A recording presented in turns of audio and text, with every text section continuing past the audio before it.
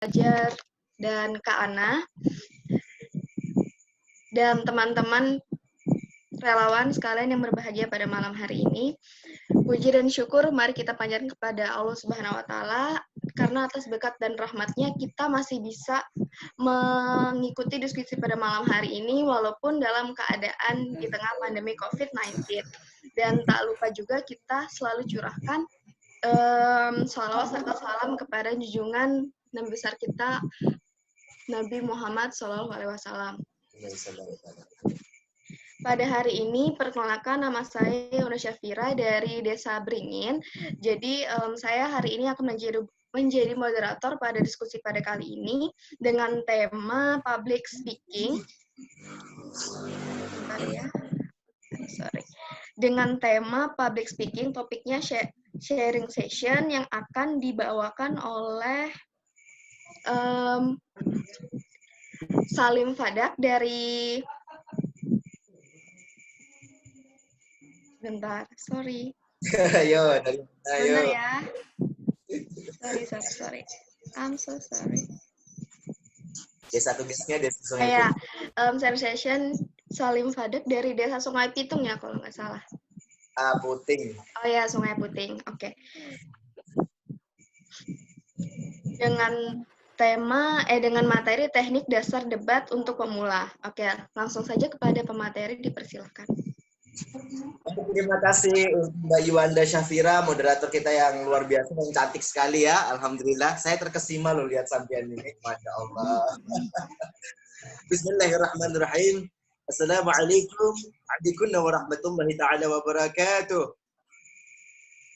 Waalaikumsalam warahmatullahi wabarakatuh. Alhamdulillahilladzi bini'amati alayya wa alayna wa alaykum ala dinil Islam. Alhamdulillah, wassalatu wassalamu ala rasulillah wa ala alihi wa ashabihi wa man tabi'ahu bi ihsanin ila yaumiddin. Amma ba'd. Alhamdulillah, segala puji ya bagi Allah Subhanahu wa taala. Alhamdulillah pada kesempatan kali ini, malam kali ini kita masih dapat berkumpul ya, walaupun secara daring nih. Tapi apapun itu, seperti apa yang kita lakukan, kita harus bersyukur apapun itu. Jadi alhamdulillah kita masih dapat berkumpul, kita dapat bertatap muka walaupun secara daring, dan mudah-mudahan apa yang kita lakukan malam ini menjadi sebuah amal dan sebuah perbuatan yang baik lah untuk menambah wawasan kita. Amin amin ya rabbal alamin.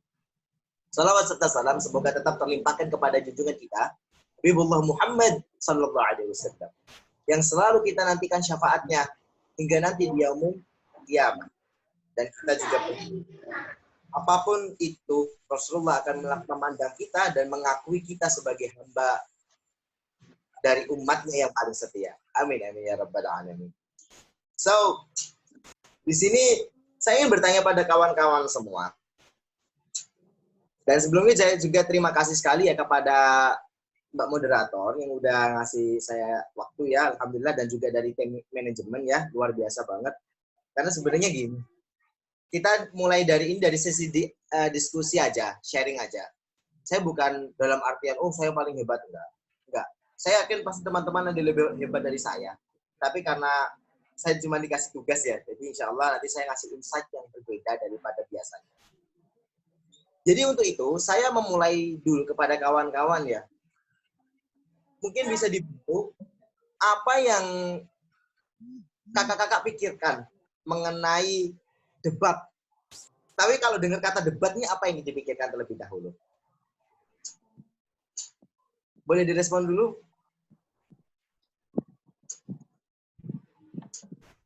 Kalau mendengar kata debat, itu apa yang ada di pikiran kakak-kakak semua? Pendapat. Debat itu seperti apa ya? Seperti apa? Nggak apa-apa, ngomong aja. Saling bertukar pikir. Ya, tukar pikiran bisa. Mengemukakan pendapat. Mengumumkan pendapat. Oke, saya tulis dulu ya. Argumen. Oke, sebentar. Ini kira-kira tulisannya kebalik kagak ya?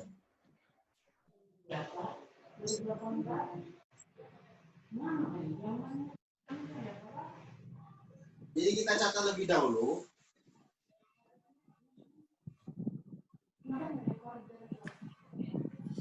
Yang pertama,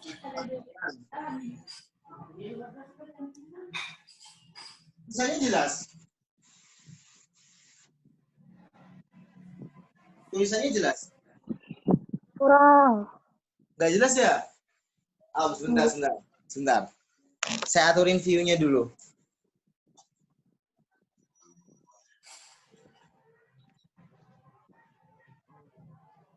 Oh.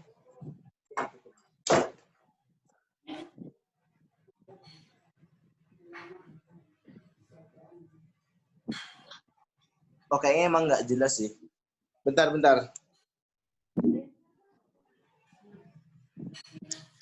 Gini. Yang pertama adalah bertukar pikiran. Kemudian yang kedua,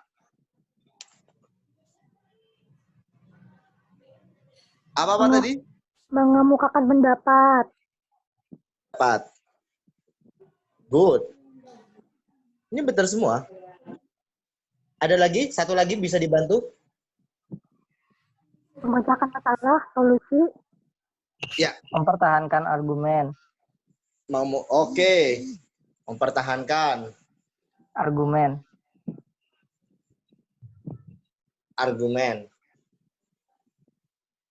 Yang keempat tadi menemukan solusi.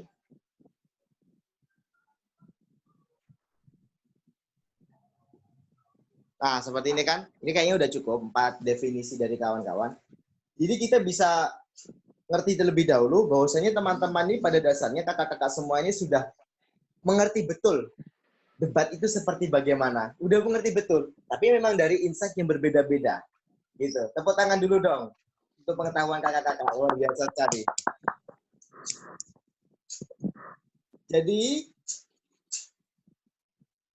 dari insight yang berbeda-beda, dari perspektif yang beda-beda, kita memiliki definisi debat itu yang beda-beda. Kalau dalam bahasa Al-Quran ataupun dalam bahasa Arab, itu disebut dengan jidal. Jidal. Dan di Al-Quran itu ada. Di Al-Quran itu dikatakan bahwasanya setiap manusia yang dia melakukan amar ma'ruf, ya salah satu hal yang beramar ma'ruf yang dia bisa lakukan dengan jidal, dengan berdebat, maka lakukanlah jidal itu dengan yang ma'ruf. Di dalam Al-Quran itu ada, saya lupa suratnya itu. Itu ada jidal, istilah seperti itu. Sehingga kita ingin mengerti debat itu seperti gimana dulu. Di dalam insight-nya, ini dalam pengertian bebasnya ya. Kalau memang di dalam lomba debat, itu pasti kita lebih mengarahkan kepada ini. Di dalam lomba debat. Tapi kalau dalam debat keseharian, ya kan, seperti kita ini, misalkan nih, ada dalam tahap negosiasi. Kadang kan negosiasi itu kan kita perlu namanya debat. Namanya dalam negosiasi. Pasti kakak-kakak manajemen lebih paham daripada saya. Nah, itu kan pasti ada sesi-sesi debat di mana ketika kita harus mempertahankan pendapat, tapi itu nanti akan melahirkan konklusi-konklusi baru. Nah, seperti itu. Jadi debat itu mengandung unsur-unsur ini. Tinggal bagaimana debat itu diposisikan. Sampai di sini sudah unsur-unsur debat itu definisi secara bakunya. Jadi lebih memahamkan kepada kawan-kawan semua, pada kakak-kakak sekalian. Bisa dipahami ya?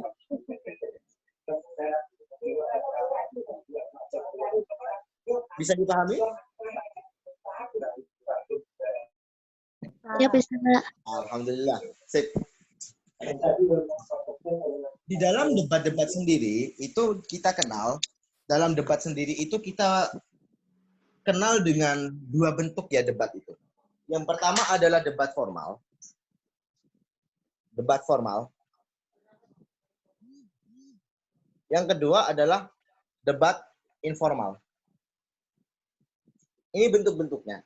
Seperti bagaimana? Tentu, debat-debat formal ini di mana ketika kita itu debat pada kondisi-kondisi yang di mana kita mewajibkan untuk berperilaku seformal mungkin. Misalkan ketika lomba, ataupun ketika ada apa sesi-sesi kenegaraan misalkan atau kenegaraan ataupun sesi formal ya.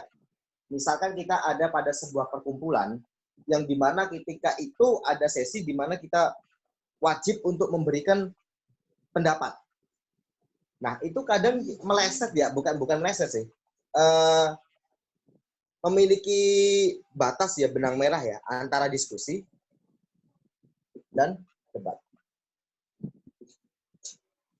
Tapi debat ini biasanya lebih kekeh, pendapatnya itu lebih dikukuhkan.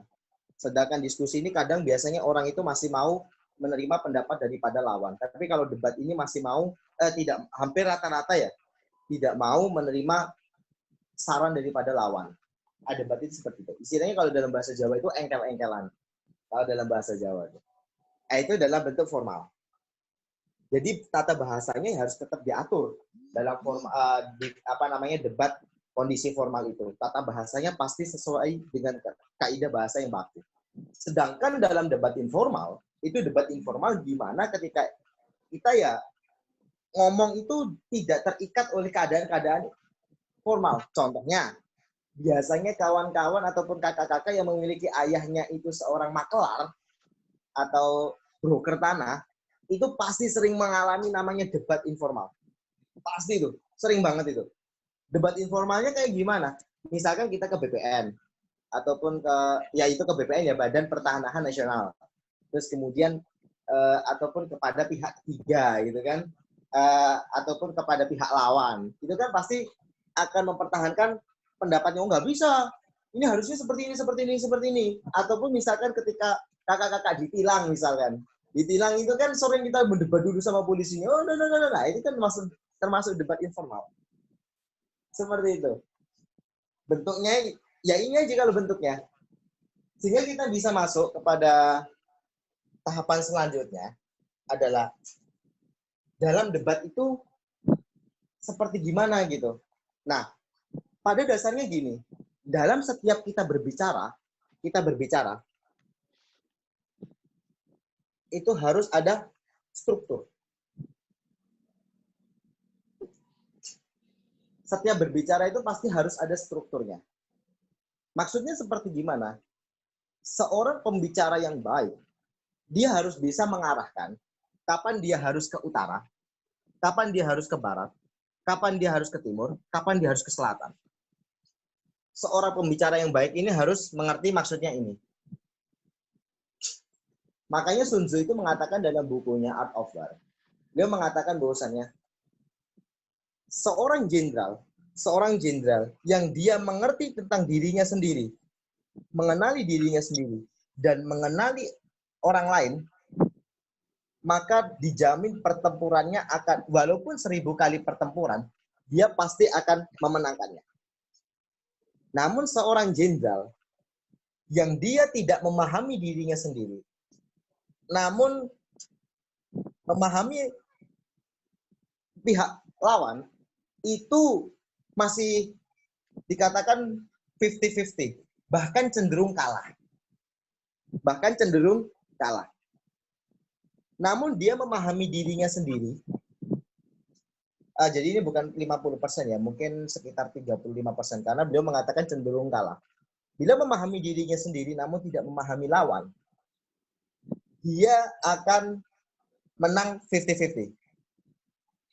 Namun bila tidak menguasai semuanya, maka dia pasti akan kalah. Sehingga seorang pembicara yang baik, dia harus mengenali dirinya sendiri. Kapan dia ngomong harus secara strukturalnya, kapan ke utara, kapan ke barat, kapan ke selatan, kapan ke timur. Harus ada strukturnya dalam berbicara. Sehingga seorang pembicara yang baik mengetahui strukturnya itu, dalam sebuah pembicaraan itu harus dibungkus dengan struktur ini.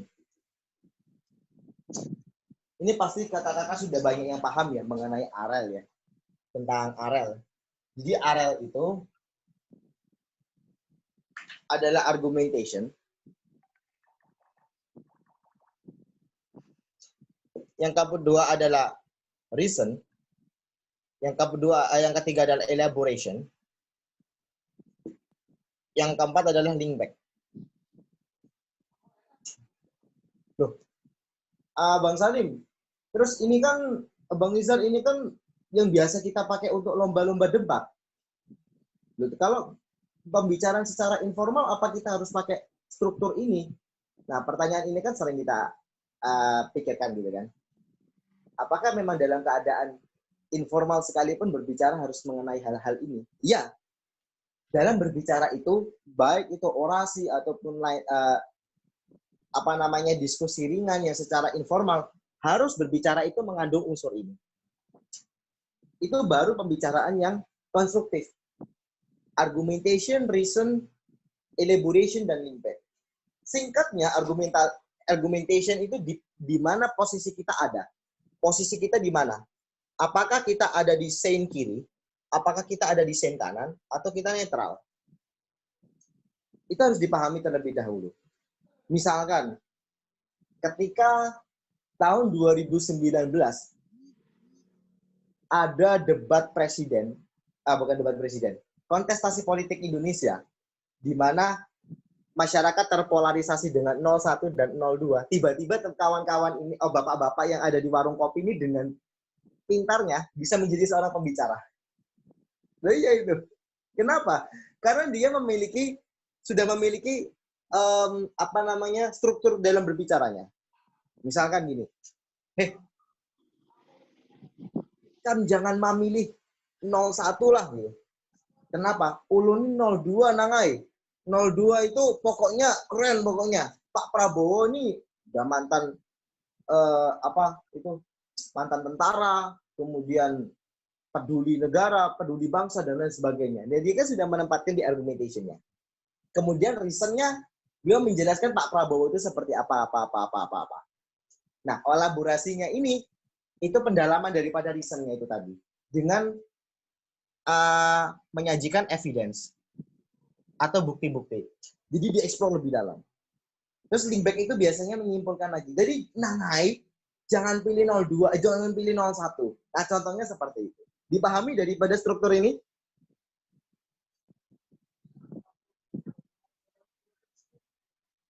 Dari struktur ini dipahami, kawan-kawan?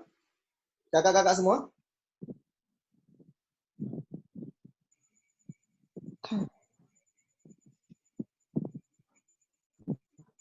Halo? Iya, Kak. Dipahami ya untuk struktur ini? Iya. Jadi ini untuk memastikan gitu.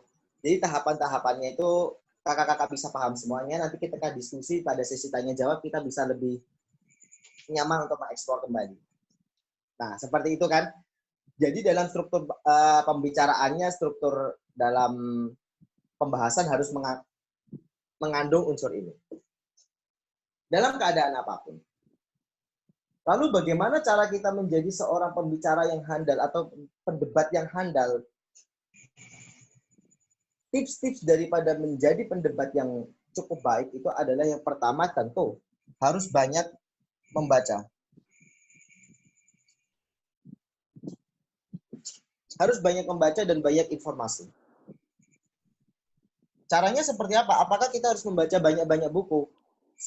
Sebaiknya iya. Untuk tips menjadi handal ya. Handal ya. Sebaiknya iya. Tapi apakah dari buku saja? Tidak. Karena Anda perlu untuk melihat daripada berita-berita nasional ataupun media massa dan lain sebagainya. Sehingga kita memiliki insight. Seorang pembicara yang bagus, dia harus up to date. Up to date. Jadi dengan ini, ketika dia itu up to date, dia memiliki sejumlah bahan-bahan yang akan dimasukkan ke pabrik informasi dalam otak kita ya. Di dalam otak kita itu akan nanti dia olah menjadi sebuah ini. Jadi harus banyak bahan. Kemudian yang kedua, selain banyak membaca dan banyak informasi, tentu menjadi seorang pembicara yang baik itu harus sering-sering latihan. Lalu latihannya seperti gimana? Apa setiap orang ketemu terus kita sasahi, kita ajak debat gitu? Enggak gitu juga, enggak gitu. Maksudnya gini, misalkan nih, contoh kita 01 atau 02 misalkan dalam pemilihan presiden 2019 yang lalu. 01 apa 02 gitu? kita tetap bersikukuh pada 01 misalkan lah. Misalkan 01. Nah, di situ kan kita sering bergumam pada diri kita sendiri. Apa nih 02? Oh, ini, tak. Nah, itu kan sudah melatih diri kita sendiri.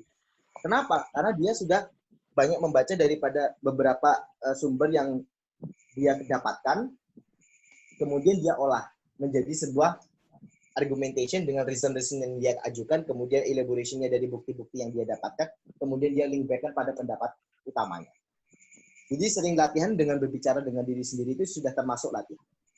Kemudian yang ketiga adalah, saya menyarankan, menjadi seorang pembicara, menjadi seorang pendebat, itu haruslah memiliki niat yang lurus. Saya menyarankan saja. Kenapa? Karena banyak sekali pendebat-pendebat yang mentang-mentang dia sudah handal ya. Lalu kemudian dia menjadi agitator yang baik, namun agitatornya ini tidak dijadikan sebagai mengagitasi nilai-nilai kebaikan. Contoh, jadi ketika dia menjadi seorang lawyer, mentang-mentang dia menjadi seorang agitator yang baik gitu kan, debaters yang baik gitu kan. Klien apapun itu, entah dia baik, entah dia buruk, pasti dia akan bela. Atau buruk, pasti dibela. Nah, ini kan tidak memiliki niatan yang lurus. Lalu ilmu kita mau dibawa kemana di akhirat? Mau dipertanggungjawabkan seperti gimana? Tidak bisa dilupakan. Saya rasa seperti itu, karena sudah setengah jam ya. Karena kan di sesi diskusi kita kan, jadi saya minta lebih kepada diskusi aja deh. Kawan-kawan, kakak-kakak dan kawan-kawan yang ingin memiliki ingin bertanya dan memiliki pertanyaan, itu silakan diajukan saja. Oke, saya ambil alih ya pemateri ya. Boleh? Saya ambil alih. Jadi tadi sudah dijelaskan oleh pemateri, sangat bagus sekali ya tentang jenis-jenis, struktur, lalu ada istilah-istilah dalam debat, dan lain-lain. Jadi kepada kawan-kawan yang ingin bertanya, silahkan unmute speakernya langsung atau enggak diketik di chat aja via chat, oke? Jadi langsung aja untuk mempersingkat waktu, silahkan yang mau bertanya.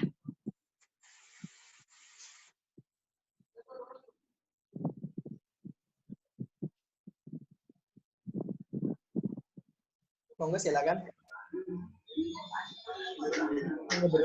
Apa yang saya dapatkan ketika dapat pengalaman dari lomba-lomba ataupun lain-lain sebagainya.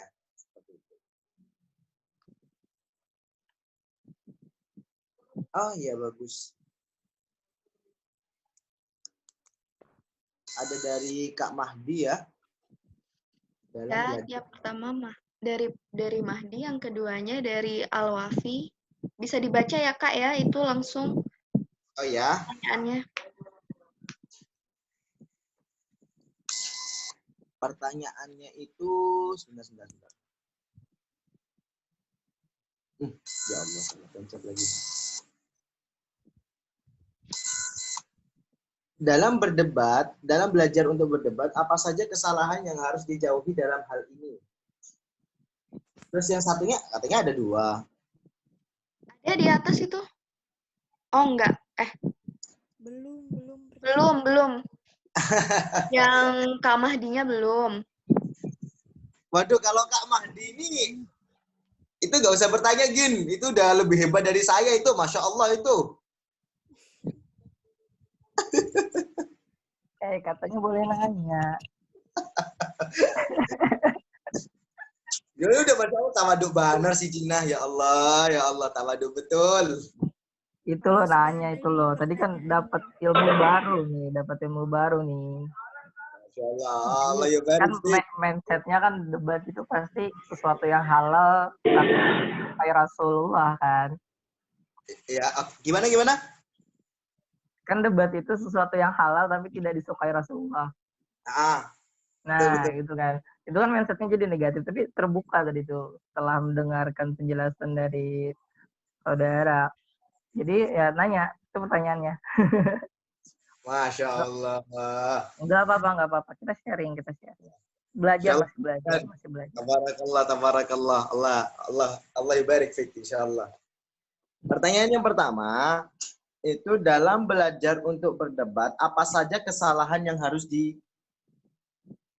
apa jauhi. Sebentar ya, anunya videonya saya pause dulu. Mau hapus papan tulis dulu sebentar.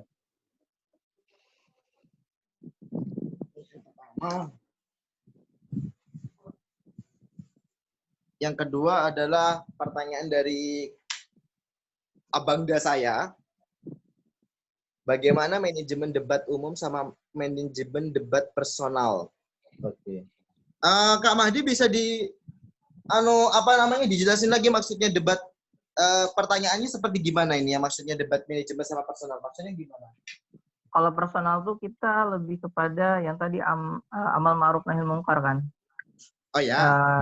Untuk yang personalnya tuh gimana? Terus yang umumnya itu contohnya kita lagi di suatu forum, kita mewakili suatu golongan. Nah, biasanya kan kita kadang berdebat tuh, kita sebagai relawan, kita kadang juga berdebat dengan pihak desa. Kita sebenarnya bagus yang ingin kita ajukan, akan tetapi ditolak oleh pihak desa gitu. Nah, kita ingin mempertahankan argumennya. Nah, kan itu ada terjadi perdebatan. Nah, manajemennya gimana tuh, Kak? Oke, ya terima kasih Kak Mahdi. Yang pertama saya jawab dulu ya, mohon izin untuk pertanyaan yang pertama dulu. Saya jawab. Oke, ini. Dalam kesalahan-kesalahan yang sering dialami ya, termasuk saya pribadi ya, itu terlalu negatif thinking dulu. Terlalu negatif thinking. Jadi maksudnya seperti ini. Saya pernah mendapat pengalaman dulu ketika misalkan seperti lomba debat ya. Itu lawan saya adalah dari sekolah favorit di kota saya. Ini pertama negatif thinking. Sekolah favorit di sekolah saya, di kota saya. Itu adalah SMA Ar-Rashidah yang dia udah terkenal banget, yaitu sekolah itu melahirkan banyak sekali debaters. Baik dia debate berdasarkan ilmu-ilmu umum ataupun ilmu-ilmu agama. Jadi dalam menafsirkan sesuatu itu dia jago banget. Nah, tapi sempat berpikiran bahwasannya wah, kami pasti kalah nih, gitu. Nah, terus kemudian sama guru saya dimarahi, jangan gitu, nggak boleh gitu, la takhuf, gitu. Innallaha ma'ana. Ya betul juga sih sebenarnya gitu. La takhuf, innallaha ma'ana.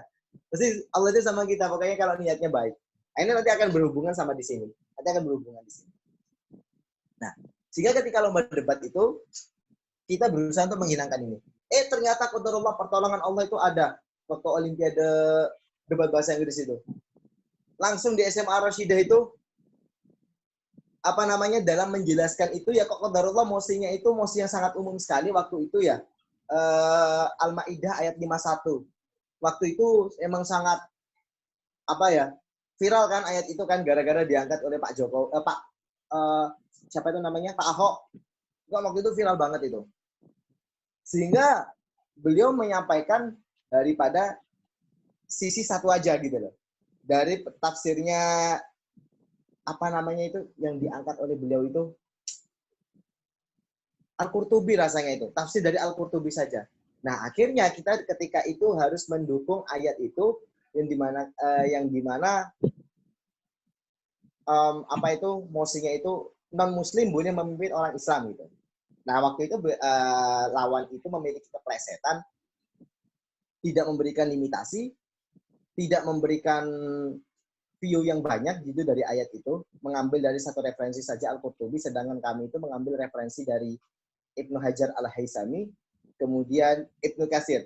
Dalam kata wali itu memiliki 13 arti, setahu saya waktu itu ya. Menurut Ibnu Katsir itu ada memiliki 13 arti. Nah, sehingga ini bisa jadi celah gitu loh. Nah, itu maksud saya itu adalah kita tidak boleh negative thinking terlebih dahulu. Kalau negative thinking itu udah underestimate, alamat kalah. Selama kita niatnya bagus, udah jalan aja gitu. Nah, ini kan masalahnya nanti kan kalau dalam lomba debat ini kan repotnya itu kadang itu kita nggak sesuai dengan hati kita. Seperti itu. Jadi kita harus pintar-pintar berpolitik lah di sini. Politik anunya itu. Dan dalam debat itu seperti apa yang dikatakan oleh Kak Mahdi, sebenarnya memang debat ini tidak terlalu disukai oleh Rasulullah. Karena seringkali dalam debat itu nanti ada emosi, ada keplesetnya, terus kemudian membela sesuatu yang tidak perlu dibela. Itu kan sering dalam debat. Tapi dalam Al-Quran diberikan ruang. Kalau mau melakukan jidal, itu haruslah dengan yang ma'ruf.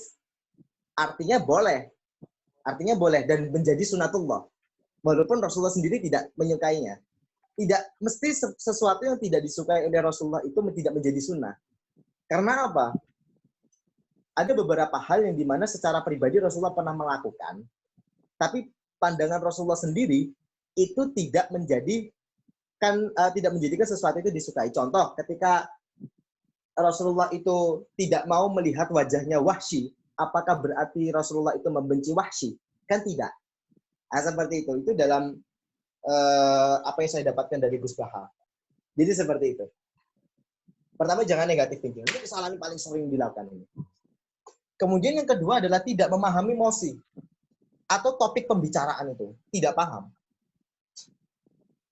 Tidak paham emosi. Ini paling fatal ini. Saya pernah seperti ini.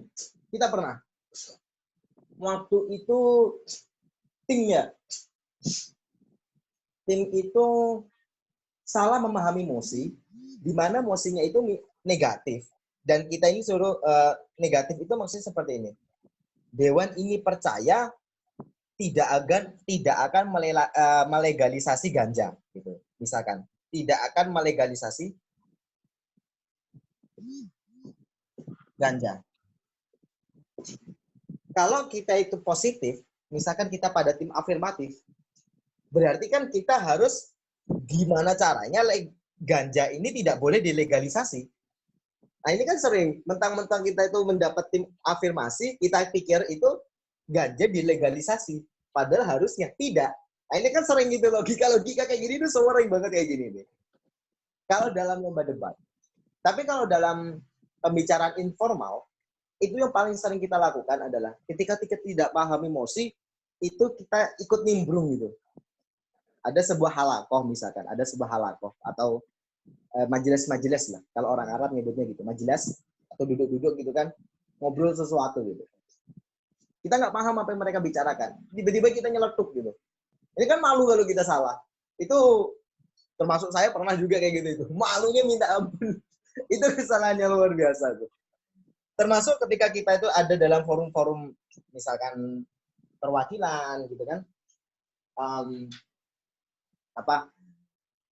Kita mewakili suatu instansi ataupun kita dalam sebuah musyawarah gitu kan.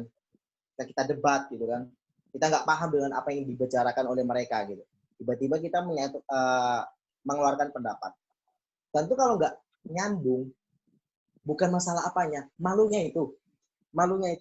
Dan celakanya kalau itu misalkan kita mewakili sebuah instansi, tentu instansi itu akan terpengaruh nilainya di mata masyarakat. Itu yang kedua. Yang paling sering dilakukan. Kemudian yang ketiga adalah lack of information. Ini juga paling umum. Artinya apa? Kita jarang sekali membaca. Kita jarang sekali mengetahui isu-isu yang berkembang di masyarakat. Sehingga ada sesuatu hal yang baru, gitu kan? Kita nggak tahu isu itu tuh berkembangnya ke arah yang mana. Terus tiba-tiba kita ikut bicara dan salah pula. Contohnya seperti ini. Ada sebuah pembicaraan di tempat saya dulu itu secara debat ya, bahwasanya kita melakukan debat secara informal. Bank Indonesia itu dihilangkan atau tidak. Nah, saya termasuk yang mendukung bank sentral ini adalah harus dihilangkan. Bank sentral ini nggak perlu. Karena saya menganut paham MMT, Modern Monetary Fund. Maksudnya seperti ini. Ketika kita berbicara masalah itu ya, kita nggak tahu isu-isu yang berkembang. Misalkan Bank Indonesia sekarang posisinya seperti gimana. Kemudian isu yang lagi-lagi viral misalkan flat earth dan round earth. Ini kan ada hubungannya juga sama di sini. Nah, itu kita nggak paham. Terus tiba-tiba kita waktu ngomong itu Ngalor ngidul ngetan ngulon utara selatan timur barat, nggak kena dengan poinnya. Karena kita lack of information, kita nggak tahu MMT itu seperti apa, Bank Indonesia itu seperti apa, Fed itu seperti apa, Round itu seperti apa. Kita ikut ngomong, asalkan kelihatan kita biar eksis gitu. Nah, itu kan salah besar. Ada beberapa, contohnya itu ya ngapunten ya, mohon maaf ya, mohon maaf betul. Contoh hal yang sangat memalukan sekali itu Abu Janda Al-Buliwudi itu. Itu termasuk lack of information. Betapa malunya gitu loh. Ketika beliau ini berdebat di ILC bersama dengan Felix Siau, beliau menggunakan informasi yang salah. Nggak tahu khilafah itu kayak apa, pengertian khilafah aja udah salah penyampaiannya. Bendera khilafah Rawa dan dia nggak tahu, salah penyampaiannya. Ini kan malu betul gitu loh. Terus bendera yang ditaruh di top kapal Pelis itu seperti apa? Nah ini maksudnya ini. Harus sebelum kita berbicara, informasinya harus kita penuhi terlebih dahulu. Kalau enggak, malu. Ya kalau itu diskusinya itu dalam skala kecil. Ya kalau skala nasional kayak ILC gitu, waduh, Masya Allah, tabarakallah. Keringat dingin gitu. Itu yang ketiga.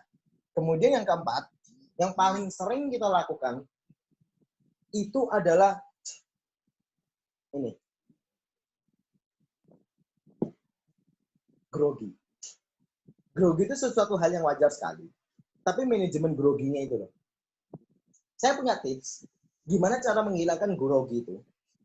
Yang pertama adalah, kalau misalkan debat itu secara duduk, enak lah.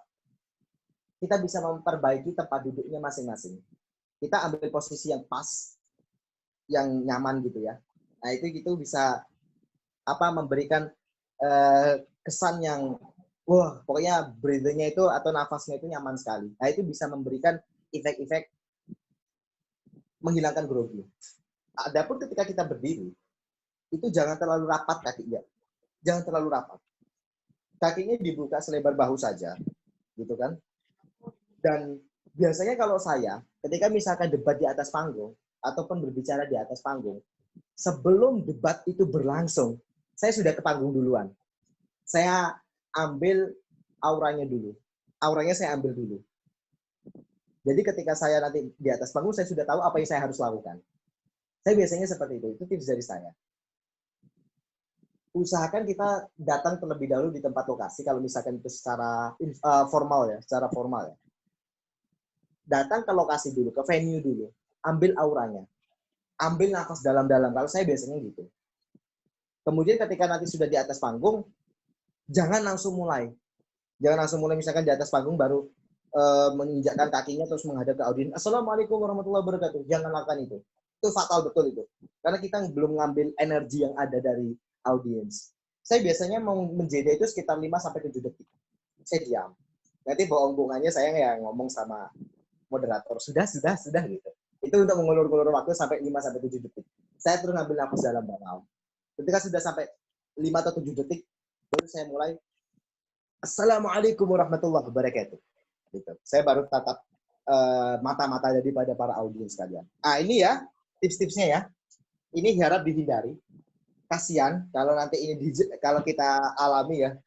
Bukan masalah apanya, malunya itu yang luar biasa itu, malunya itu.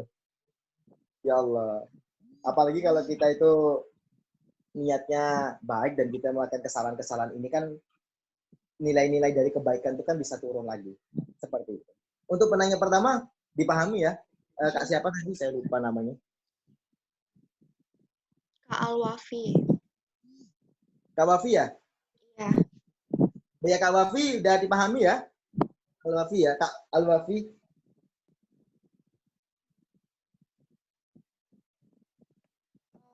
Untuk pemateri ini kan masih ada beberapa pertanyaan. Kalau bisa penjelasannya agak singkat ya, karena mengingat waktu kita tinggal sedikit lagi. Oke, terima kasih Kak Moderator. Jadi untuk manajemen umum dan personal Kak Mahdi, aduh ya Allah, mudah-mudahan ini bukan saya galil adab ya, kurang adab ya. Mudah-mudahan jadi amal ibadah saya. Mudah-mudahan. Jadi umum sama personal ini yang umum, ketika kita ini mewakili sesuatu yang misalkan mewakili instansi, kita mendebat manajemen kita gitu kan. Apa yang perlu kita lakukan? Kalau saya sih sebelum saya mendebat, itu saya mencari masa terlebih dahulu. Ada nggak ya satu pemikiran sama saya? Dan saya harus pastikan orang itu harus loyal. Tips umum sih. Tips saya seperti itu. Saya harus memastikan apa di belakang pendapat saya itu, saya pastikan harus ada masa yang mengikuti pendapat saya. Dan saya berusaha semaksimal mungkin ketika saya membela sesuatu itu harus benar-benar di jalan yang benar, sesuai dengan ijtihad saya. Jadi saya harus memastikan saya harus betul-betul di jalan yang benar. Dengan ijtihad ya saya, dengan ijtihad. Kemudian yang kedua, saya pastikan saya punya masa. Saya harus punya masa. Secara umumnya seperti itu, manajemennya. Kalau secara umum ya,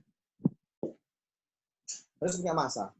Kemudian yang ketiga adalah kita harus punya benar-benar informasinya banyak. Selengkap mungkin lah kalau bisa.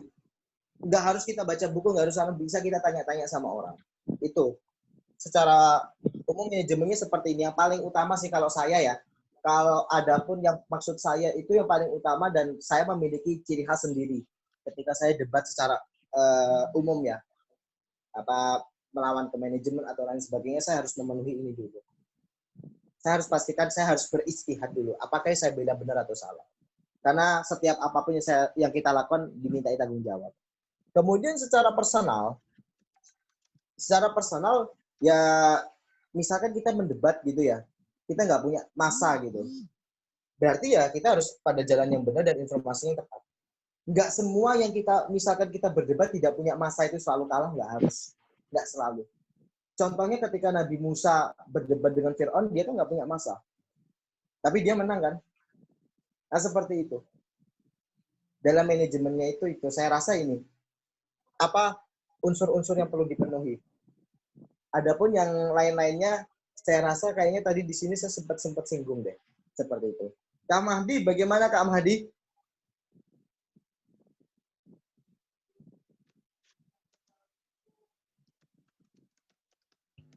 Mantap. Gitu ya Kak Mahdi ya? Kak Mahdi mah lebih, Masya Allah Kak Mahdi ini tawaduk Pak Norsidina. Ya Allah, saya mesti banyak belajar kepian ini. Ya Allah. Keren, udah keren kalau penjelasannya. Sudah masuk semua tuh, udah terpuaskan lah dengan penjelasan dari. Alhamdulillah. Berkat pian Kak. Anu Bang Mahdi, berkat pian semua pokoknya. Itu. Ya, lanjutkan. Oke, terima kasih Kak Mahdi. Kemudian pertanyaan selanjutnya adalah, adakah lagi tips untuk pembicara-pembicara yang handal? Saya rasa tipsnya sudah saya sampaikan semua. Kalau dari saya pribadi ya, tapi setiap orang tuh pasti punya tipsnya masing-masing. Yang nyaman bagi pian itu apa? Tapi kalau saya, ini adalah tips-tips yang saya biasa lakukan ketika saya lomba-lomba. Ya tentu sih kita dalam sebuah debat gak harus menang, gak selalu menang. Kadang kita kalah gitu kan. Nah itu artinya kalau kita kalah itu kita disuruh Allah untuk belajar lagi. Tapi pastikan ketika kita berdebatlah dengan cara yang ma'ruf dan membela yang benar. Usahakan itu. Misalkan lomba debat kayak apa Bang? Ya udahlah itu apa namanya, Allah, banyak-banyak istighfar aja dah kalau misalkan dapat mosi yang gak bagus gitu. Makanya saya juga sekarang mengurangi porsi sih untuk ikut lomba debat. Soalnya saya khawatir kayak pernah dapat mosi dan saya akhirnya kalah. Saya harus mendukung tempat ibadah harus dihilangkan dari tempat fasilitas umum seperti sekolah. Tempat ibadah harus hilang dari sekolah. Itu saya harus membela. Wah itu ya Allah, saya berdoa betul-betul habis itu sholat taubat saya, ya Allah, jangan sampai saya jadi orang kafir. Ya Allah. Nah itu tips-tips saya yang tadi saya sampaikan itu tadi. Terus kemudian bagaimana cara meningkatkan kepercayaan diri. Dalam meningkatkan kepercayaan diri, itu sangat perlu untuk latihan. Gini saya rasa, ketika kita itu untuk meningkatkan kepercayaan diri, nggak harus setiap orang introvert itu dia pemalu. Jujur saya akhir-akhir ini menjadi seorang yang introvert. Jujur saya akhir-akhir ini lebih nyaman jadi introvert. Saya lebih menikmati saya itu sendirian aja. nggak banyak orang yang berkumpul dengan saya. Sebenarnya saya jujurnya seperti itu. Lalu terus gimana kalau kita itu dari introvert kemudian menjadi ekstrovert? Gitu kan? Contohnya adalah kita bisa ikut mengambil tips sih dari Mahathir Muhammad, Perdana Menteri Mahathir Muhammad, mantan Perdana Menteri Malaysia. Beliau itu bagaimana caranya ekstrovert. Dia itu mengambil namanya itu kalau dalam ilmu itu manajemen itu TINA. Ya ini there is no alternative. Maksudnya seperti gimana? Ketika kita itu pada posisi TINA, posisi there is no alternative, apapun kita harus lakukan. Misalkan nih ya, ini ada daratan, ini jurang. Pian posisi di sini. Ini ada jurang. Di sini ada ranting. Pian dikejar-kejar anjing. Kok. Apa yang Pian akan lakukan? Misalkan ini anjingnya anjing gila, jadi nggak bisa diusir. Nggak bisa diusir. Anjingnya anjing gila. Kalau anjingnya waras mah kita bisa usir. Apa yang kita lakukan? Kita pasti akan berusaha untuk lompat dan meraih dahan ini, terus kemudian kita memanjat ke atas. Dan itu pasti akan berhasil. Tiba-tiba ilmu parkur kita ada. Ilmu parkur kita. Nah ini maksudnya there is no alternative itu seperti ini. Kita udah posisikan diri kita menjadi there is no alternative. Maka mau nggak mau, nanti kita akan bermanuver menjadi seorang yang ekstrovert. Seperti itu. Cara meningkatkan kepercayaan diri. Adapun tips-tipsnya yang lain ya seperti yang saya ungkapkan tadi. Kalau misalkan formal ya datanglah ke venue lebih awal, terus kemudian di atas panggung jangan langsung dimulai. Jeda 5-7 detik ya seperti itu. Tapi kalau yang paling utamanya adalah walaupun kita tahu teknik-tekniknya seperti itu, paling utama ini, posisikan diri kita pada there is no alternative. Udah pasti akan tersetting dengan sendirinya. Gitu. Kakak yang itu tadi sudah paham ya penjelasannya ya, mudah-mudahan jelas. Kalau kurang jelas ngomong aja, nanti kalau memang waktunya nggak cukup kita bisa diskusi sendiri aja, bisa tanya berdua aja. Kemudian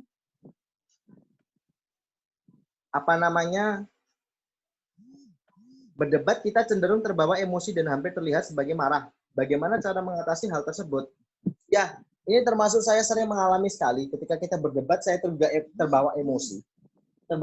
Contohnya itu adalah ketika di kelas teman-teman membawakan di kelas kuliah itu saya langsung marah itu saya ngomong sama dosennya juga saya udah marah itu pokoknya itu marah itu ketika membawakan Islam Nusantara dan penjelasan dari Islam Nusantara itu terkesan apa yang digagas oleh JIL Jaringan Islam Liberal dan itu sangat merendahkan sekali bangsa Arab dan saya punya darah Arab tentu saya marah. Katanya orang Arab itu pemarah, orang Arab itu nggak punya adab, orang Arab itu gini. Tentu saya marah. Nah, apakah dalam emosi dalam debat itu baik atau buruk? Nggak selalu buruk. Kadang ada baik. Baiknya apa? Kita dapat tenaga tambahan. Kadang itu ketika kita emosi ketika debat itu, ide-ide brilian tuh tiba-tiba keluar semua gitu tiba-tiba. Lo dapat itu gimana gitu? Yang pertama saya tekankan ketika kita itu ingin emosi ketika debat, arahkan dulu emosinya itu yang kepada ma'ruf, emosi yang benar. Kata Allah apa? Kalau kamu itu marah untuk membela agama, maka Allah akan tolong. Itulah konsepsi al-ma'ruf nahi munkar. Makanya Sayyidina Umar itu ketika melihat hal-hal yang buruk itu, dia mesti marah. Jadi pastikan dulu emosi Anda itu emosi yang benar, bukan emosi yang buruk. Itu. Kemudian yang kedua, jangan terlalu di-fullkan, digas emosinya. Jangan sampai kayak gitu. Ada remnya lah. Remnya seperti apa? Ambil nafas, banyak-banyak istighfar.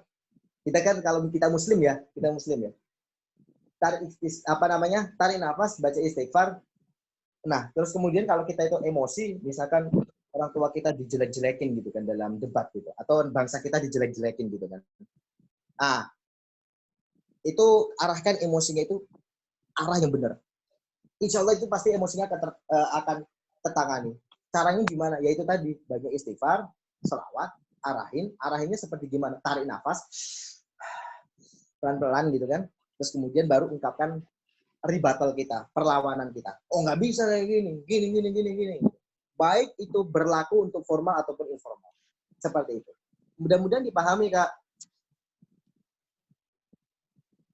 Oke, selanjutnya saya berikan kepada moderator.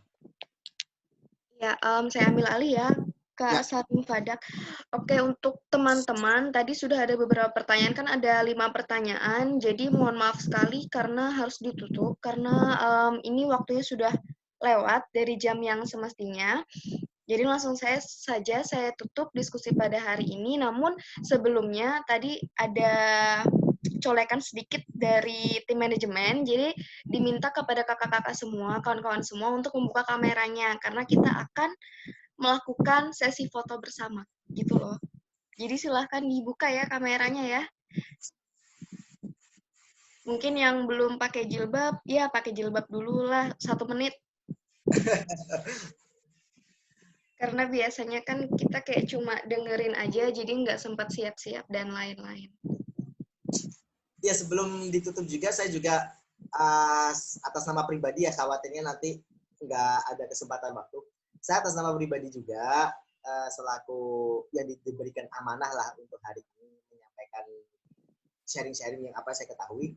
Saya juga mohon maaf apabila dalam penyampaian saya tadi ada yang kurang berkenan di hati para pemirsa dan audiens, ada yang meleset, ataupun seperti apalah pokoknya yang tidak berkenan di hati ya. Saya juga pribadi mohon maaf karena memang pada dasarnya saya hanya manusia biasa ya. Jadi pasti banyak khilafnya juga. Mudah-mudahan apa yang disampaikan hari ini menjadi berkah. Adapun kalau sharing lebih lanjut lagi nanti bisa kita atur lagi jadwalnya secara pribadi. Terima kasih. Jazakumullah khair. Ini untuk sesi fotonya bisa dibuka semuanya. Ini ada Arbandi, bisa buka. Kita buat sesi foto 2 kali ya. Ini soalnya layarnya nggak muat. Apa aja rambutnya dibaikin. Afwan wa iyyak. Ya, Khair Muhammad. Siapa Muhammad Jun?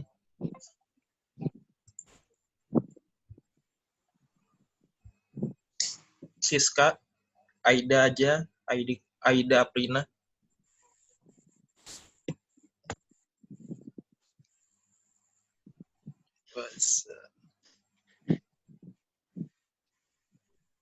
Ya, sudah siap semua. Arbandi. Pada orangnya. Bon. Buka. Apa yang dibuka, Kak? Video itu apa? Oh. Apa anak dibuka, Kak? Nah. Ya. Padap. Ini siapa nih Muhammad Jun? Mana orangnya nih? Jun siapa nih panjangannya? Junaidi. Aduh, punya Muhammad. Deden. Siska. Oke, biar singkat, gue foto untuk sesi pertama. 1, 2, 3. 1, 2, 3. Terus untuk sesi yang kedua untuk Andre, Alwafi, Prayoga, dan lain-lain. 1, 2, 3. 1, 2, 3. Oke. Sip.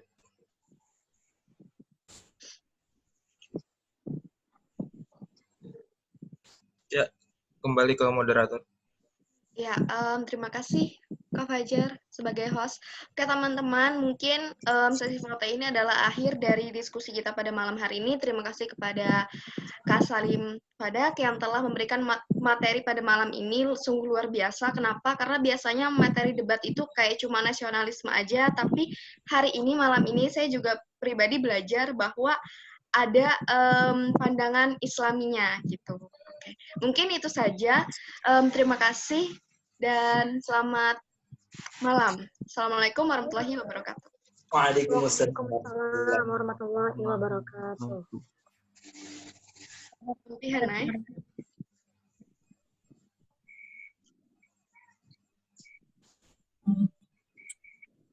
Waalaikumsalam warahmatullahi wabarakatuh.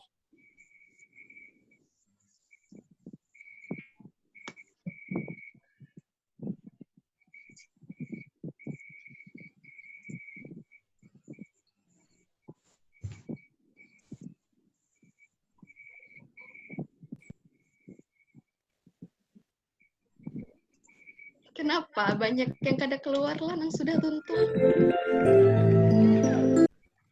Hendak bersaur jerak Pak. Banyak masih orangnya.